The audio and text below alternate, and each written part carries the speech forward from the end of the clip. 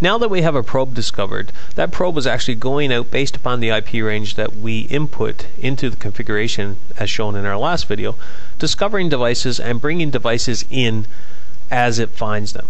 Okay, so to display all the devices that it's found and imported thus far, you can navigate to the All Devices view here, and it will display each of the devices and the corresponding customer that those devices were added in under. The properties that were automatically added, if you want to see the services, select the device name here, and this will display all the different services that were added automatically based upon the type of device that this particular laptop in this case was. Okay, so it'll automatically apply our laptop service template. If we select any of those services, it'll show the properties that it's measuring for each device or each service. So in this case, it takes a look at disk free space, compares that to a threshold here, and determines whether it's normal, warning, or failed. Now, one of the other cool things within this is you can choose to perform specific actions pertaining to when something represents a warning or a failed, and we call this self-healing. So we can say, for example, if this disk fails, scan the service 3 more times, and then execute a script whereby it will actually go ahead and delete the temporary Windows files to free up some space before the technician gets a chance to look at it. So what this will do is buy you more time, take the urgency out of the issue, such that you can get to it. Maybe you're planning a trip on site without actually it resulting in a failure of that particular device. Within here as well, you can see all the asset information. It actually discovers the serial number as well as the model number of that device. Will automatically go out and send that information to the respective vendor site and check up on the warranty for this particular device. Okay, so as you can see here, it displays the warranty information for this particular device, and it actually populates it down here where you can then run a report on this information, for example, on all warranties that are about to expire within the next 6 months for this particular customer. So you can present that to them for budgeting purposes for the following year. It also discovers the operating system as well as license key information, services, patches, all relevant information that you deem to be important, including antivirus as well as backup if you have those particular options enabled.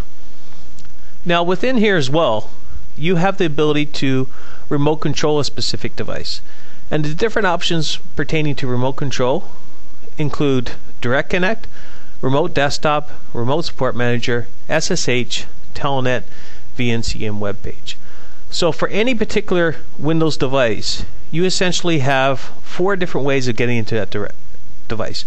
You have Direct Connect, which is our own technology which will go directly into that desktop. You have Remote Desktop through Windows. You have Remote Support Manager. And then for routers and switches, for example, you can SSH or Telnet directly into those devices.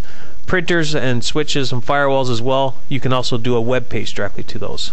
To launch any of those sessions, select the appropriate remote control type here, and then select the Launch Remote Control button. What this is going to do is to establish a session directly from your device to the remote device.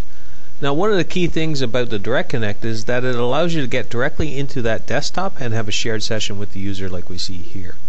So from here you can chat with that specific user. From here, if you're in a bandwidth limited area, you can choose 4 colors. It will automatically update within here.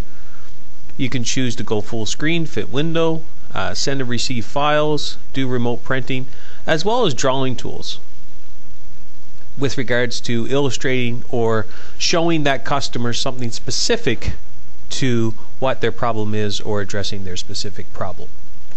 One of the great things about having multiple different methods of remote control is that you can switch from one method to the next in case to have multiple points of failure with regards to remote control in a particular device.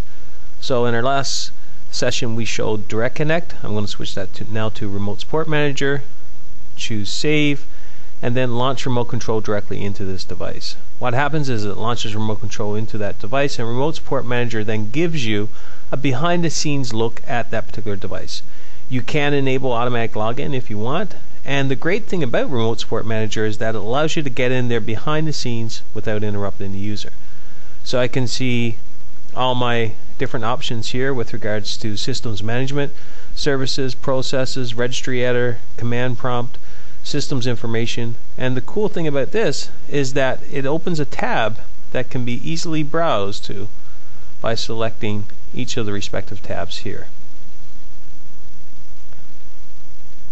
So once again, it allows you to get in there behind the scenes, doesn't interrupt the user, you're not working on their particular schedule, and then it allows you to be proactive with regards to your maintenance and support for that particular user without causing any different type of downtime.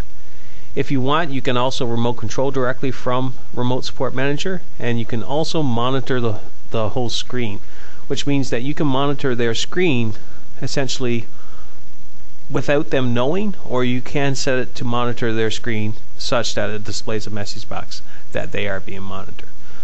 So whether you use Remote Support Manager, whether you use Direct Connect, Remote Desktop, SSH, Telnet, or VNC, or web page, essentially there's no device at your customer site that cannot be remote controlled in some way, shape, or form. You just have to select the appropriate remote control type here, choose Save, and then launch remote control. Thank you.